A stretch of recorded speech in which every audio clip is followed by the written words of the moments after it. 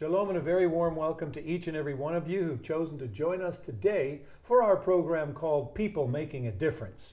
And my guest today is making a huge difference in the lives of young people all over, especially in the United States and here in Israel. And he's an artist, and he uses his camera as his teaching tool. His name is Zion Ozeri, and you won't want to miss this interview. Please don't go away. You'll be blessed when you hear how this man is being used to teach young people very important values. Don't go away. We'll be right back after this. Warning, the images you're about to see are real. No effort has been made to soften the horrors that real people are forced to live through in today's often cruel world. In these troubled times, disaster can strike without warning. And whether a natural disaster or one planned by people bent on hurting others, someone has to answer the call to help the victims. In Israel, the first responders with the best help in the worst situations is Zaka, a unique group of volunteers who undergo grueling training and disciplined preparation to save lives, rescue the lost, and provide respectful recovery and identification of the dead. In Haiti, Zaka's search and rescue teams were first there, working tirelessly around the clock, finding the trapped, saving lives, and giving medical care to the crushed and infected. Zaka proved themselves as selfless, daring, and effective first responders at 9/11, at Katrina, and in the wake of the tsunami, where when identifying horribly disfigured victims, they were called the team that never sleeps. Sadly, due to the increase of anti-Semitic threats, once again the Jewish communities stand as a target for ongoing insults and attacks just because they are Jews. But beware, the terrorists have promised over and over again, first the Jews and next the Christians. Zaka now knows that Jews or anyone considered infidels or enemies of the jihadists cannot rely on governments or the UN to provide the immediate help needed in these perilous times. So Zaka has launched an unprecedented project to train Jewish communities in how to deal with disaster situations as a result of terror, anti-Semitic attack, or natural disaster. And with the spread of terrorism, Zaka is also looking for partners in the Christian world who want to join the effort of saving life in their own cities as well. Zaka's experience is vast, and they are willing to train anyone wishing to partner with them. This is called the Zaka family, joining together to save life. Now, in all the world, no non-Jewish entity has ever come close to giving the love and help that's been provided by the Christian community here in America and Canada to those in need around the world. And that's why we at Zaka are asking you to help us to find committed Christians to join the Zaka family. Together, we can help people in need around us, whom the Messiah calls the least of these my brethren. We need your help today, not only to continue the work Zaka is doing in Israel and around the world, but also to train Christian teams to deal with disaster when it comes to their communities. We need your help to tell Zaka's inspiring story on Christian television and in large churches and wherever godly people, Jew or Gentile, come together. Really, as they say, we're all in this together. Can we count on you? To join the Zaka family today, call 1-800-717-0785 or go online at www.zakafamily.org. Thanks, and God bless you from Jerusalem.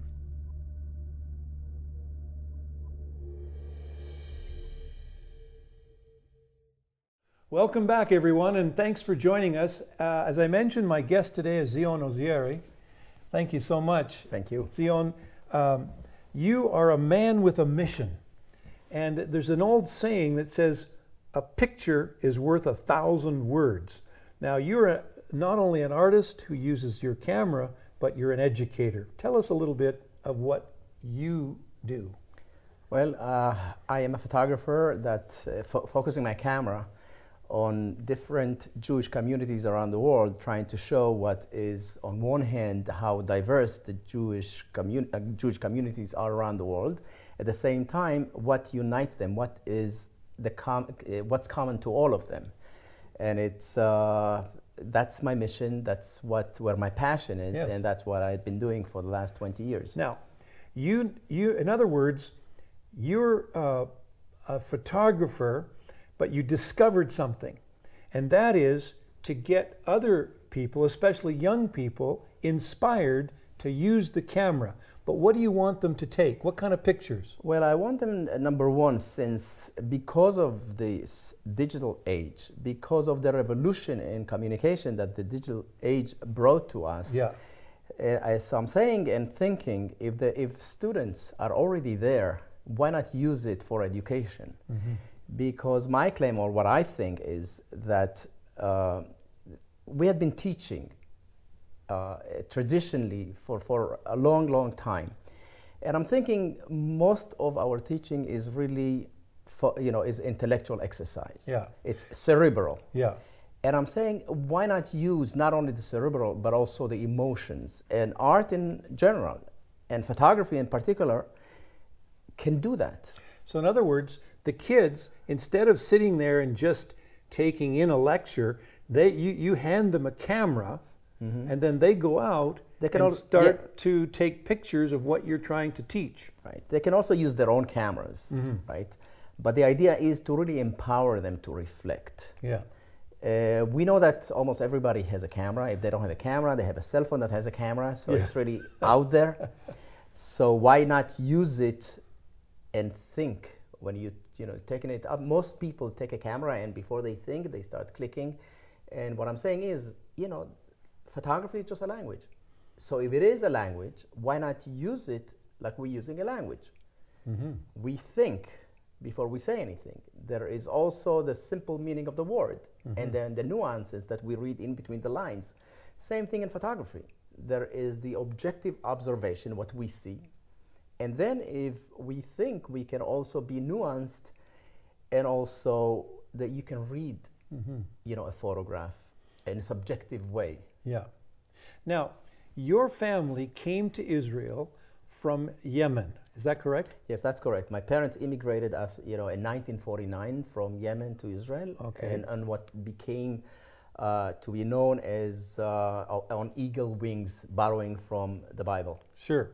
So this was an amazing miracle immigration of many, many Jews from Yemen, mm-hmm. which, if for those of you who want to know, Yemen is a country on the southern edge of where Saudi Arabia is. Right. Mainly the people were shepherds and farming people, right? They also had the skills. They were doing filigree, the silversmiths, and for the most part, they had all kind of skills that they did in Yemen. Special people. Yeah, blacksmith. My father himself was a blacksmith in Yemen. Yeah. Making tools. Now, growing up in that kind of a traditional culture gave you an eye. Mm-hmm. I mean, God has given you this eye to see photographs ahead of time, but you got this eye. Now, can you share with us and our audience some of the things you learned from your Yemenite family, or, in other words, how did this inspire you to get involved using the camera to teach these principles? Well, it started, when I grew up in Israel of the 50s mm-hmm. and 60s. You're not that old. You're too young to be that old. Well, thank you.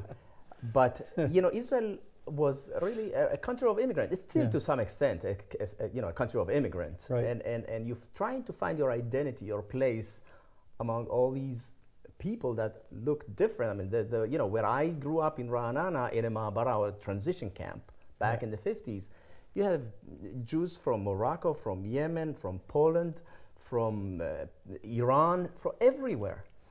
And so you're a bit confused, with all these, and they're all Jews, mm-hmm. but they also all, come with traditions that are influenced by where they came from. Because Jews, the way I, have seen it, Jews don't live in a vacuum. They take from the community where they live in, but they also give to that community. So and you see it in the way people look and behave. So that's how I grew up. And at the very beginning, it's very difficult because to deal with your own identity, because you want to be Israeli, you don't want to be exactly what you call Yemenite. But then it took me a while to realize the beauty of the tradition, the Yemenite tradition, And at one point, after I was actually just graduated from school in New York City, and I was, a photographer freelancing in New York. I was sitting with my parents. I came to visit, and I come here very often. And I come about 5 times a year. Good. And I'm looking at my parents, and I'm saying to myself, my God, I don't look like my father. I don't think like my father anymore, because I'm influenced by Israel, by Israeli culture, by American culture. I'm different. And I'm saying to myself, I have to do something, because I'm looking at this culture, and I'm saying, it's going to disappear. True. And we have, to some extent, to preserve some of it. And I thought to myself, what can I do? And I, decided to do it in my own way, which is in photography. And I went and I started documenting that community. I was also able to travel to Yemen a few times during the 90s to photograph the very few Jews left in Yemen. And I was very lucky to publish a book and to do exhibits on that as well. And you brought your book. I brought my book. Okay. It's called The Jews of Yemen, The Last Generation. Yeah. And it's actually a collection of, I wrote an essay. It's really a personal essay, but it's really typical of that whole generation growing up, a second generation, so to speak, to that beautiful ancient community that, according to tradition, had been in Yemen from, some people say, historians say that from the first destruction of the first temple, and some people after the second one. So whatever it is, it's a long time. Long time. And so it's a combination. It's in English and also in Hebrew. Okay. And it is, I wrote an essay about my growing up, because, as I said, it's typical to a lot of other people, and a lot of people can see themselves in it. And then their photographs are from Israel and also from Yemen, of that generation that is for the most part, is no longer with us. Well, thanks to the modern miracle of technology, we're going to be showing, as you're speaking, some of your photographs so that the people who are watching.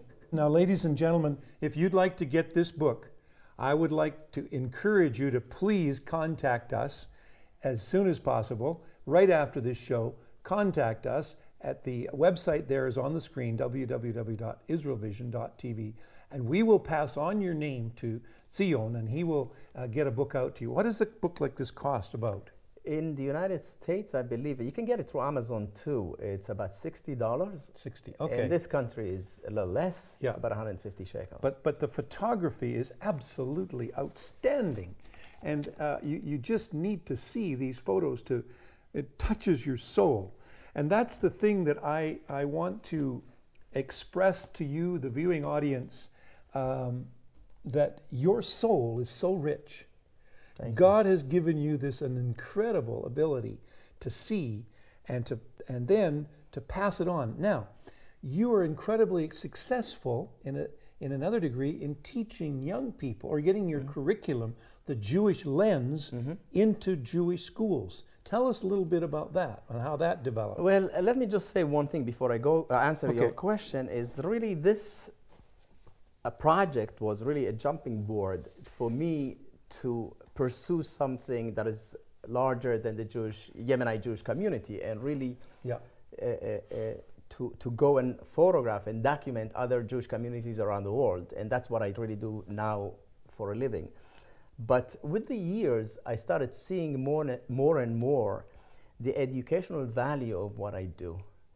That it's not only photographs that you can think and appreciate in aesthetic ways, that can be exhibited in museums and galleries, but there is something also educational about it. And as I said before, photography can also touch the emotion, not only the intellect. So realizing also that teaching had been forever very frontal and sometimes not as engaging or not as relevant to young people's lives. And I thought to myself, if I can make it also experiential, and if I can use photography and bring the emotion as well into play, then the teaching would be more meaningful. So I started with experiment actually about 5-6 years ago, and a school, the principal of the school agreed to do this experiment with me. And they were going to teach, and it was in Orange County, California. Okay. And they were going to teach about Jewish values. for the most, Jewish values are basically universal values, that Judeo-Christian values, whatever you want to call them. And I suggested that instead of teaching it the old-fashioned way, so to speak, and I didn't say that to the principal, I said, I have a suggestion Very for wise you. man. Why don't we start with photographs? Let Yeah. students analyze photographs. Let them look at photographs. First of all, teach them how to look at photographs, because Sure. we know that we're all bombarded with imagery nonstop, by whether we're watching TV or whether we're looking at magazines and newspapers. We are bombarded with imagery, and Or we on don't, the internet. or the internet, and not everybody has the tools to look at photographs and see what is it that I'm being fed with, Yeah. and being critical about it. So that's the first exercise. From there, instead of dictating to the students what values are, let the student, maybe through the photographs, come to their own conclusions. What do they see that is of value? Yes.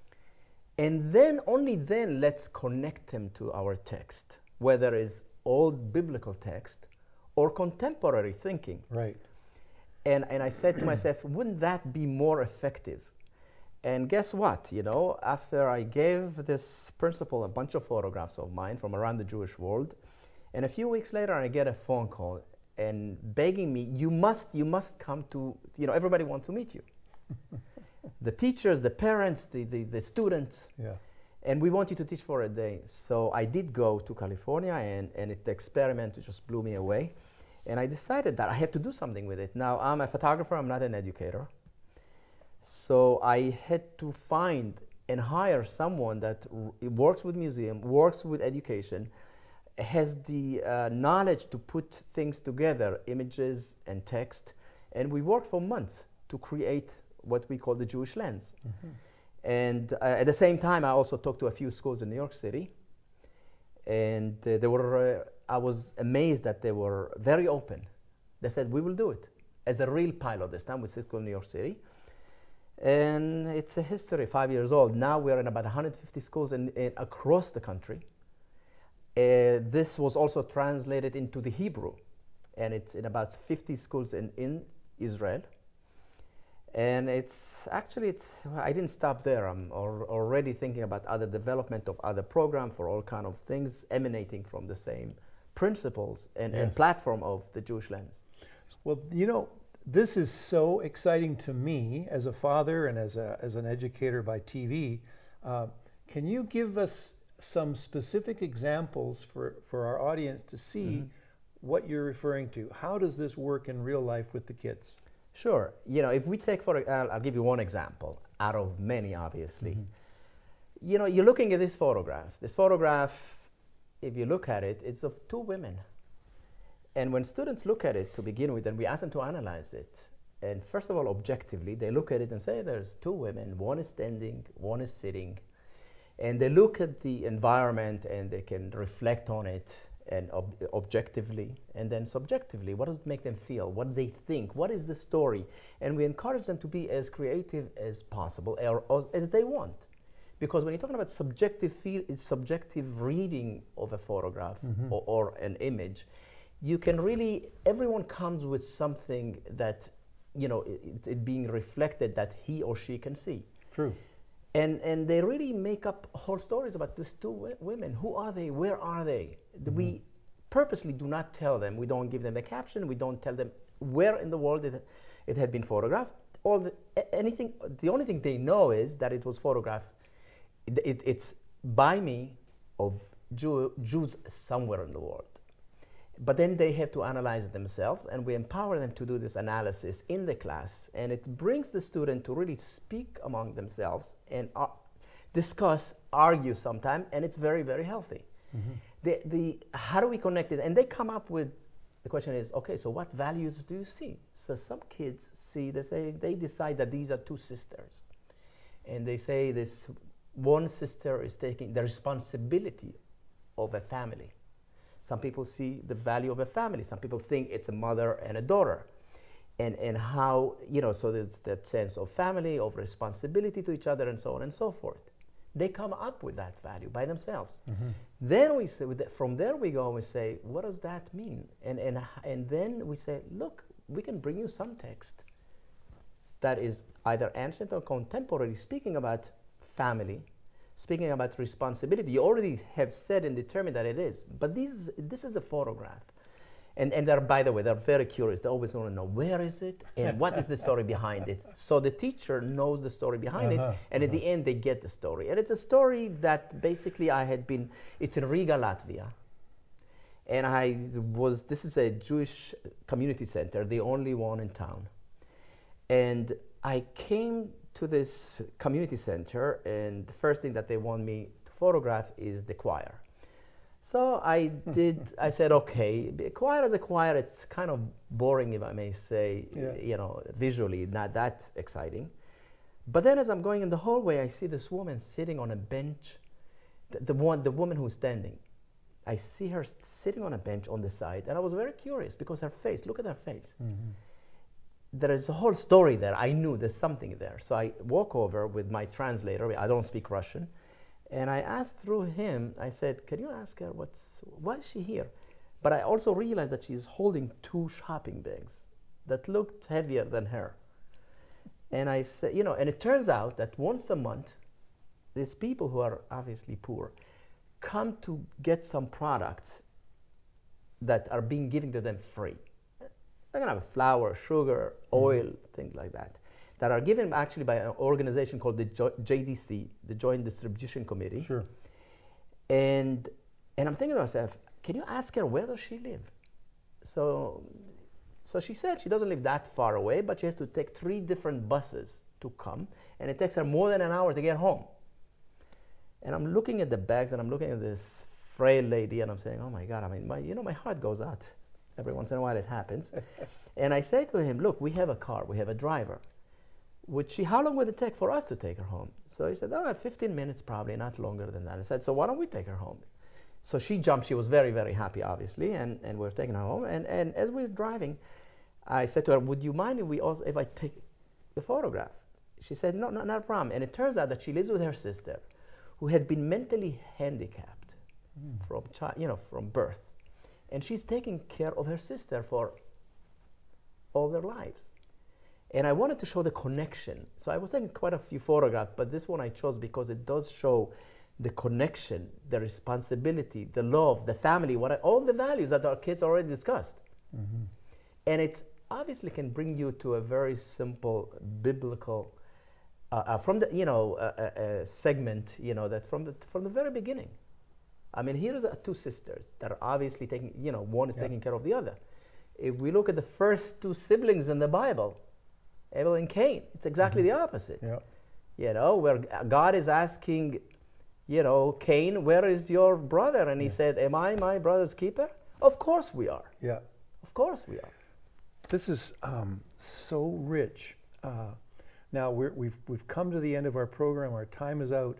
But what would you like to convey to our audience today? I mean, I feel so privileged to be able to meet you and to talk to you. What about Christians? What about the Christians out there that are watching? Do you have a vision to have a Christian lens or something like that? Oh, by all means. I mean, I said that to you before, but we are already in public schools in New York City with a diversity lens. And what I would love to have this program also in other schools, like the Christian community that is large. And I would love to create something like that as well, for that community, because I believe that we are actually not being fair or good to our own students by not allowing them to study in this way, because it's much more relevant. It's touching them. Not every student can be cerebral and do this intellectual exercise and just learn from a text. Some of us can do that. Some of us can still do that, but it doesn't always touch you. And I think, we have to do that, especially because of this revolution of the digital age. So, ladies and gentlemen, here you've met a man with a mission and who is doing a very special job of teaching young people character qualities, moral values, and vitally important traditions from their various communities, starting with the Jewish community. And if you would like to have more information about the work of Zion Ozeri, please be in touch. you can contact us here at our website, or can they go online to your website? Yes, of course. We have To see your actually, pictures? yes, they can go. It's www.Zion Ozeri in one together, Okay. ZionOzeri.com, ZionOzeri.com. So if you go to that website, you can go and, you'll be able to see these amazing photographs. And don't forget, you can also get his book that we mentioned earlier. So, ladies and gentlemen, thank you for being with us. And I'm so glad you joined us for People Making a Difference today. And I wish you every blessing from Zion, from Jerusalem. And till next time, this is Jay Rawlings reporting to you. Shalom. Please be in touch with us at www.israelvision.tv or write to us at P.O. Box 40101, Mevaseret, Zion, Israel 91400.